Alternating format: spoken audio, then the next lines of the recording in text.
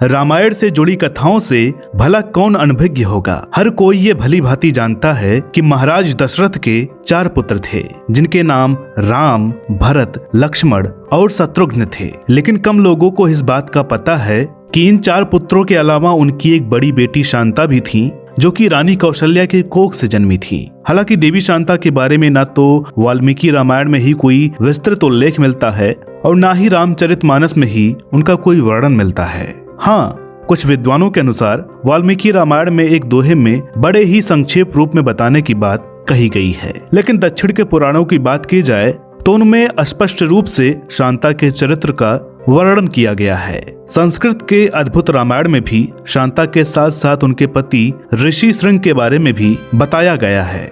नमस्कार, मेरा नाम है अनुराग सूर्यवंशी। नारद बाड़ी में आप सबका स्वागत है।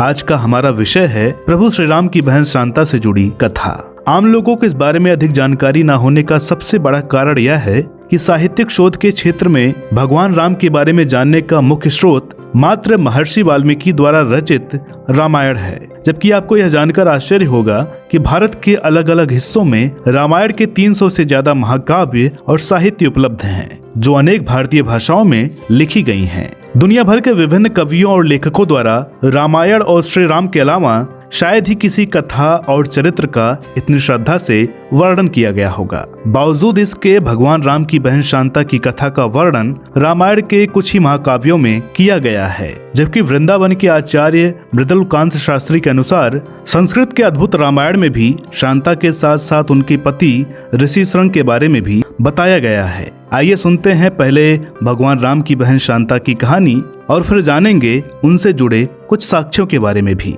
तमाम रामायणों में देवी शांता से जुड़ी जो कथाएं सुनने को मिलती हैं, उनमें से 2 प्रमुख हैं, जिनमें शुरुआत में थोड़ी सी असमानता अवश्य मिलती है, लेकिन बाद में सारी बातें एक समान ही प्रतीत होती हैं।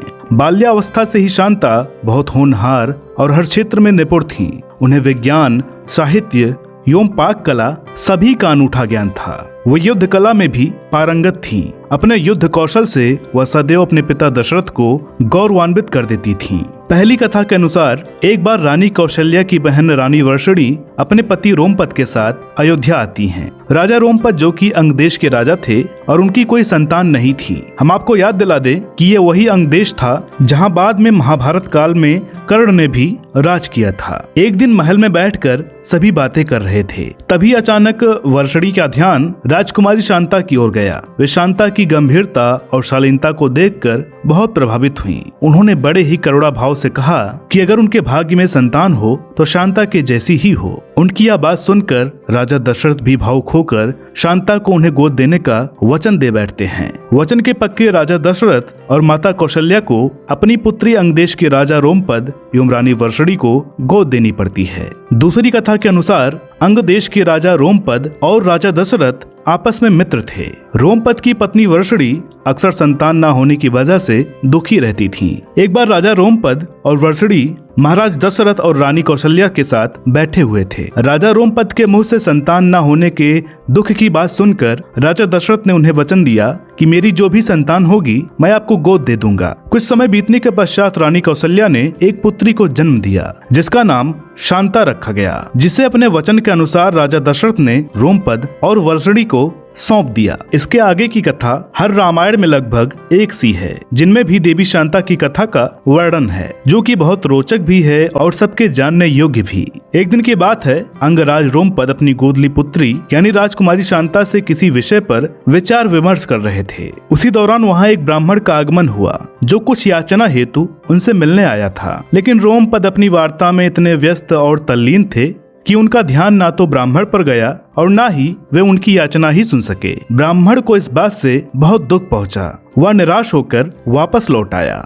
इस बात से देवराज इंद्र को बहुत क्रोध आया। उन्होंने वरुण देवता को आदेश दिया कि पूरे देश में वर्षा हो, परंतु अंग देश में जल की एक बूंद न गिरने पाए। वरुण देवता ने यही किया। परिणाम स्वरूप उस वर्ष अंग देश में सूखा पड़ गया। इस कठिन समस्या से मुक्ति पाने के लिए राजा रोमपद ऋषि श्रृंग के पास जाते हैं और उन्हें सारी समस्या से अवगत कराते हैं। आध्यात्मिक ज्ञान के प्रवीण ऋषि श्रृंग राजा रोमपद को यज्ञ करने का सुझाव देते हैं। ऋषि श्रृंग के कहे अनुसार पूरे वेद विधान से यज्ञ का आयोजन किया जाता है और यज्ञ संपन्न होने के बाद अंग देश में वर्षा होती है और सूखे की समस्या समाप्त हो जाती है। अंगराज रोमपद ऋषि श्रृंग से इतने प्रसन्न होते हैं कि अपनी पुत्री शांता के विवाह ऋषि श्रृंग से कर देते हैं। इधर शांता को गोद दे देने के बाद राजा दशरथ के यहाँ किसी संतान का जन्म नहीं हुआ। संतान का सुख उन्हें अपनी अन्य रानियों कैकेयी और सुमित्रा से भी न मिल सका। अपने वंश को लेकर चिंतित महाराज दशरथ ऋषि श्रृंग के पास जाते हैं और उन्हें यज्ञ करने का आग्रह करते हैं। तब अयोध्या के पूर्व दिशा में एक स्थान पर